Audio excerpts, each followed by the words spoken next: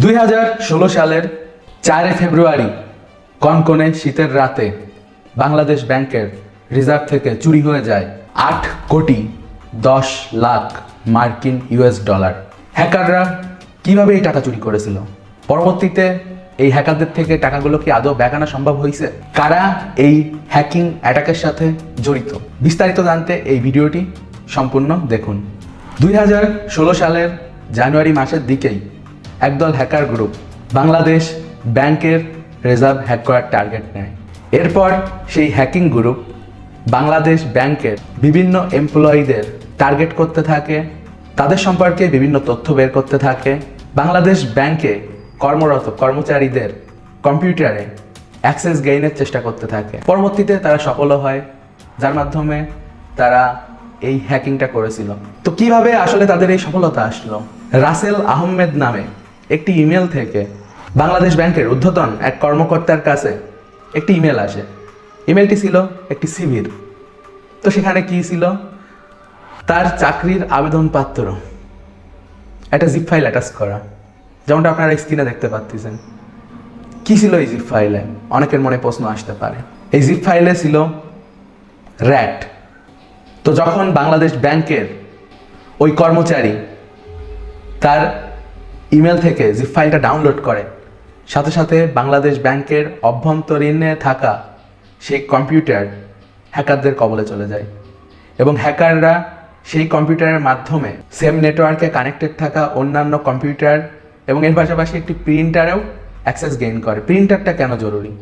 কারণ যখন আসলে বাংলাদেশ ব্যাংকে কোনো ট্রানজ্যাকশন হয়, তখন যে কোনো ট্রানজ্যাকশনের প্রিন্ট ওই প্রিন্টার দিয়ে বের হয়। বাংলাদেশ ব্যাংকে 10 তলায় থাকা মোটামুটি যতগুলো কম্পিউটার ছিল সবগুলোই ওই প্রিন্টারের সাথে কানেক্টেড ছিল। তো হ্যাকাররা ওই প্রিন্টারটাতেও অ্যাক্সেস নেয় এবং ওই জায়গায় থাকা বাকি কম্পিউটারগুলোতেও অ্যাক্সেস গেইন করে। তো হ্যাকাররা যে টাকা নিল, এটা আসলে ব্যাংকের লোকজন কীভাবে ঠিক পেল? তো যেদিন আসলে হ্যাকাররা এই লেনদেনটি করেছিল সেদিন ছিল ছুটির দিন, আর প্রিন্টারটাও যেহেতু হ্যাকারদের অ্যাক্সেসে ছিল, তারা ওটার সফটওয়্যার ম্যানিপুলেশন করছিল এবং এর পাশাপাশি ব্যাংকের ইন্টারনাল অনেক কিছুতেও অনেক মডিফিকেশন করে, ইন্টারনাল ফাইল ডাটা এগুলো অনেক কিছু চেঞ্জ করে। পরবর্তী দিন যখন ব্যাংক ওপেন হয়, ব্যাংকের কর্মচারীরা এসে দেখে যে প্রিন্টারটায় উল্টাপাল্টা কাজ করতেছে। এটা থেকেই তাদের সন্দেহ শুরু হয়, যদিও সন্দেহ হলেও তারা তখন কোনো অ্যাকশান নেয়নি, জাস্ট সন্দেহ করে গেছে। এবং তার পরবর্তীতে যখন টেকনিশিয়ানরা আসে বিষয়টা দেখার জন্য যে কী সমস্যা হয়েছে, কম্পিউটারগুলো উল্টাপাল্টা কেন, প্রিন্টারের সমস্যা কেন, সেটা তখন তারা দেখতে আসলো। এসে যেই প্রিন্টারটা ঠিক করলো, সাথে সাথে প্রিন্ট হয়ে বের হয়ে আসলো অনেকগুলো ট্রানজ্যাকশানের নথি। তো কী ছিল সেই ট্রানজ্যাকশনের নথিতে, এটা নিয়েও পরবর্তীতে তদন্ত হলো। সেই তদন্তে বের হয়ে আসলো বেশ কিছু চাঞ্চল্যকর তথ্য। সেখানে দেখা গেল যে ফিলিপাইন্সে কিছু ভুয়া নামে অ্যাকাউন্ট খোলা হয়েছে, সেই অ্যাকাউন্টগুলোতে পার্ট পার্ট করে টাকাগুলো নেওয়া হয়েছে। তো এখন কথা, এই টাকাগুলো গেল, তা এর কোনো সেফটি নেই। তো এখন আমাদের জানতে হবে সুইফট সম্পর্কে। সুইফট হলো আমেরিকান মানি এক্সচেঞ্জের মাধ্যম। এটা ব্যবহার করে পুরো বিশ্বে ডলারের আদান প্রদান হয়, আর আমরা যেমনটা জানি রিজার্ভের টাকা কিন্তু ডলার হিসেবেই রাখা হয়। সুইফট কিভাবে কাজ করে? যখন বাংলাদেশ থেকে কেউ কোনো দেশে টাকা পাঠাতে চাইবে, তখন এটার একটা রিকোয়েস্ট যাবে সুইফটের কাছে। সুইফট বাংলাদেশের কাছে আবার বলবে ঠিক আছে কিনা, যদি ঠিক থাকে অ্যাপ্রুভ করো, টাকা পাঠাই দিচ্ছে। তো যখন সুইফট দেখবে যে যে ঠিকানায় টাকা যাবে সেটা ঠিক আছে, আর এর পাশাপাশি যে টাকা পাঠাচ্ছে সেও ঠিক আছে, তখন সে পেমেন্টটা অ্যাপ্রুভ করে দিবে। এতদূর পর্যন্ত হ্যাকারদের প্ল্যান শুনে কিন্তু পারফেক্ট প্ল্যান মনে হচ্ছে, কিন্তু এখানেও আসলে একটু সমস্যা আছে। হ্যাকারদের প্ল্যানে কিছু ভুল ছিল। সেটা কিভাবে, সেটা জানতে কাহিনীর পরের অংশ ভালোভাবে শুনুন। হ্যাকাররা যেদিন টাকা ট্রান্সফার করছিল ওইটা তো ছুটির দিন ছিল। তো সেজন্য যখন বাংলাদেশের থেকে আমেরিকার ব্যাংকের কাছে রিকোয়েস্ট যায় ট্রান্সফারের জন্য, তো তখন তারা পরবর্তীতে বাংলাদেশ ব্যাংকের কাছে একটি রিকোয়েস্ট সেন্ড করে, কিন্তু সেটার কোনো জবাব আসে না। হ্যাকাররা যখন বাংলাদেশ ব্যাংকের রিজার্ভ থেকে টাকাগুলো বিভিন্ন বেনামি অ্যাকাউন্টে নিচ্ছিল, তো একটা লেভেলের পরে গিয়ে যখন সুইফট কর্মচারীরা দেখলো যে আসলে অতিরিক্ত মাত্রায় চলে যাচ্ছে, কারণ হ্যাকারদের কিন্তু এই জায়গায় লোভ বেড়ে গেছিল, তারা চাচ্ছিল আরও বেশি থেকে বেশি নিতে, কিন্তু পরবর্তী রিকোয়েস্টগুলো আসলে অ্যাপ্রুভ হয়নি। তো তখনের সেই রিকোয়েস্টগুলো বাংলাদেশ ব্যাংকের কাছে অ্যাপ্রুভালের জন্য চলে যায় একটা নির্দিষ্ট অ্যামাউন্টের পরে সুইফটে ট্রান্সফার করতে গেলে রিকনফার্মেশনের প্রয়োজন হয়।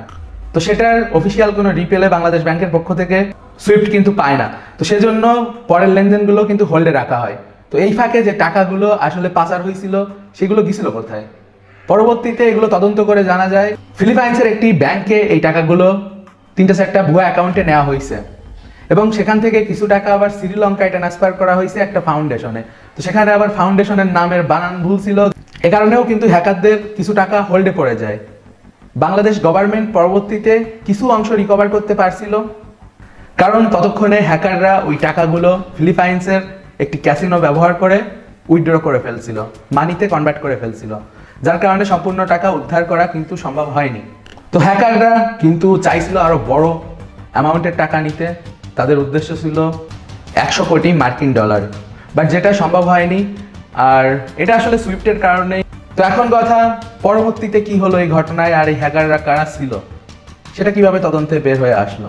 তো যখন দেখা গেল যে ইমেলটা পাঠানো হয়েছিল, ওই ইমেলে যে ভাইরাসটা ছিল ওইটার যে আইপি, ওটা একটা নর্থ কোরিয়ান আইপি অ্যাড্রেস। এই ঘটনার সাথে নর্থ কোরিয়ান বিখ্যাত অথবা কুখ্যাত যাই বলেন হ্যাকিং গ্রুপ লাজারাস যুক্ত। এরাই তারা যারা 2014 সালে সনি পিকচার হ্যাক করে, 2017 সালে ওয়ানাক্রাই র্যানসমওয়্যার তৈরি করে, 2020-21 সালের দিকে ক্রিপ্টোকারেন্সিতে বিভিন্ন ধরনের হ্যাকিং করে এবং সুইফট এর দুর্বলতা বের করে শুধুমাত্র বাংলাদেশ নয়, ভিয়েতনাম, তাইওয়ান, মেক্সিকো সহ আরও দেশের রিজার্ভ হ্যাক করে। তাছাড়া এরা বিভিন্ন ম্যালিসিয়াস ক্রিপ্টো অ্যাপ্লিকেশন কিন্তু তৈরি করে যেগুলো ইউজারের ডাটা হ্যাক করে নেয়। অনেকেই ধারণা করেন এই হ্যাকার গ্রুপ নর্থ কোরিয়ান সরকারের সাথে যুক্ত, আর সরকার তাদের সাহায্য করে, সাপোর্ট করে। এর পিছনে কারণ হলো সেই সনি পিকচারের ঘটনা। সনি পিকচার কিং জং উনের উপর একটা মুভি তৈরি করতে যাচ্ছিল, তো তখনই কিন্তু আসলে সনি পিকচার হ্যাক করে তারা। তো যার মাধ্যমে একটার সাথে আরেকটা কড়ি জোড়ালে কিন্তু মোটামুটি জানা যায়। তো এখন কথা, এই যে হ্যাকার গ্রুপ, এদের কবল থেকে লোকজন সহজে বাঁচতে পারবে কিনা? দেখেন, আমার হিসাবে এই গ্রুপটা আরও অনেক বছর সার্ভাইভ করবে। এর কারণ এই গ্রুপটা কিন্তু কোনো একজন ব্যক্তি চালাচ্ছে না, আর এর কোনো হেড একজন ব্যক্তি না। যতদিন ওই দেশের সরকার ওদের প্রমোট করবে, যতদিন ওদের কাজে লাগাবে নিজেদের সাথে, ততদিনই কিন্তু এই গ্রুপ থাকবে। তো আশা করি আপনারা এই ভিডিওটা থেকে টোটালি কিন্তু জানতে পেরেছেন যে কিভাবে বাংলাদেশ ব্যাংকের রিজার্ভ থেকে এত পরিমাণ বিপুল অর্থ হ্যাকাররা হ্যাক করছিল, কারা এর সাথে জড়িত আছে, কিভাবে কি ঘটছিল। আর তাছাড়া 2025 সালে এই সেম হ্যাকার গ্রুপ বাইবিট নামে একটি ক্রিপ্টো কারেন্সির ওয়ালেটের থেকে পৃথিবীর ইতিহাসে সবথেকে বড় ক্রিপ্টোকারেন্সির হ্যাকিং করে, যেটা সম্পর্কে অলরেডি কিন্তু ডেডিকেটেড ভিডিও আছে। তাছাড়া এই গ্রুপটা কিভাবে কাজ করে, এই গ্রুপে কারা কারা যুক্ত আছে, এই সম্পর্কে এর আগে কিন্তু আমি ভিডিও তৈরি করেছি, তো আপনি সেই ভিডিওটা দেখতে ভুলবেন না। আর গাইজ, এখন কথা, এই ধরনের হ্যাকিং থেকে আমরা কিভাবে সেফ থাকতে পারি। তো মিনিমাম যত ব্যাংক আছে, প্রত্যেকটা ব্যাংকে প্রত্যেকটা এমপ্লয়েরই সাইবার সিকিউরিটি সম্পর্কে জানা উচিত। তাদের উচিত কিভাবে একটা সিস্টেম হ্যাক করে হ্যাকাররা, তাছাড়া কিভাবে তাদের পার্সোনাল ডাটা তারা সেভ রাখবে, তাছাড়া কিভাবে তারা কোনো ফাইল অথবা যে কোনো এক্সিকিউটেবল অ্যাপ্লিকেশন তাদের অর্গানাইজেশনের কম্পিউটারে রান করবে। প্রপারলি একটা সফটওয়্যার রান করার আগে তাদের কি ক্রাইটেরিয়া দেখে নিতে হবে। কোনো ক্র্যাক সফটওয়্যার ইউজ করা যাবে না সরকারি প্রতিষ্ঠানগুলোতে, যদিও যেটা করা হয় না আমার হিসাবে। এই বিষয়ে আমি কোনো সঠিক তথ্য যদিও দিতে পারবো না, তারপরেও চেক করে দেখতে হবে কোনো কম্পিউটারে কোনো ক্র্যাক সফটওয়্যার আছে। একটা অর্গানাইজেশনের যত কম্পিউটারগুলো থাকে ওইগুলোকে ভালোভাবে সিকিউর রাখতে হবে। একটা কম্পিউটার হ্যাক হলে ওই অর্গানাইজেশনের বাকি কম্পিউটারগুলো কিন্তু হ্যাক হয়ে যাবে, কারণ এই কম্পিউটারগুলো সেম নেটওয়ার্কে কানেক্টেড। তো এর জন্য আমাদের উচিত সাইবার সিকিউরিটি এবং ইথিক্যাল হ্যাকিং সম্পর্কে জ্ঞান অর্জন করা।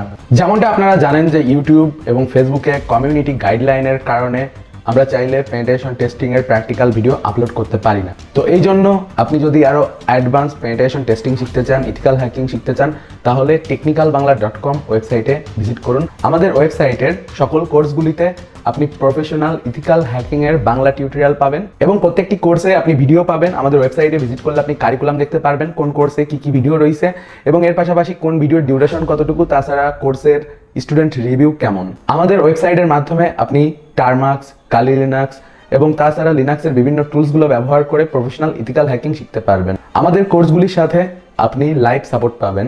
যে কোনো সময় কোর্সের ভিডিও দেখে কোনো কিছু না বুঝলে সরাসরি আমার থেকে সাপোর্ট নিতে পারবেন।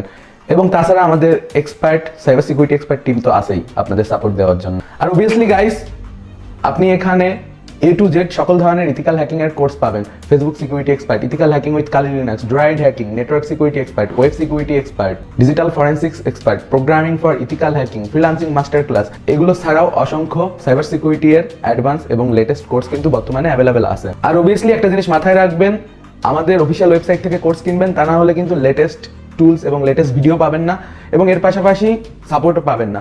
তো পাইরেসির চক্করে পড়লে লস করবেন, কারণ সময়ের সাথে তথ্য প্রযুক্তি, সাইবার সিকিউরিটি, টেকনোলজি সবকিছুই আপডেট হয়।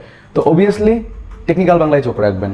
তো অবভিয়াসলি চেক করে নিবেন যে ওয়েবসাইট থেকে আমাদের কোর্সটা কিনতেছেন সেটা technicalbangla.com কিনা, কারণ technicalbangla.com এর বাইরে আমি কোনো জায়গায় কোর্স প্রোভাইড করি না, শুধুমাত্র technicalbangla.com-এই আপনি আপডেটেড কোর্স পাবেন। সুস্থ থাকবেন, সুন্দর থাকবেন। আশা করি ভিডিওটি আপনাদের ভালো লেগেছে। যদি ভালো লেগে থাকে অবভিয়াসলি লাইক দিবেন। ভিডিওটি ফেসবুকে দেখে থাকলে আমাদের ফেসবুক পেজকে ফলো করবেন, আর ইউটিউবে দেখে থাকলে সাবস্ক্রাইব করবেন। আর অবভিয়াসলি কমেন্ট করে জানান যে আপনি পরবর্তীতে কোন ধরনের ভিডিও দেখতে চান, কারণ আপনার মন্তব্য আমাদের কাছে খুবই গুরুত্বপূর্ণ। আপনার মন্তব্যের উপর ভিত্তি করেই কিন্তু আমরা নিত্য নতুন ভিডিও তৈরি করে থাকি, আপনাদের জন্য নিত্য নতুন কন্টেন্ট নিয়ে আসি। আর ভালো লাগলে শেয়ার তো অবশ্যই করবেন। তো সুস্থ থাকুন, সুন্দর থাকুন। Have a nice day, good bye.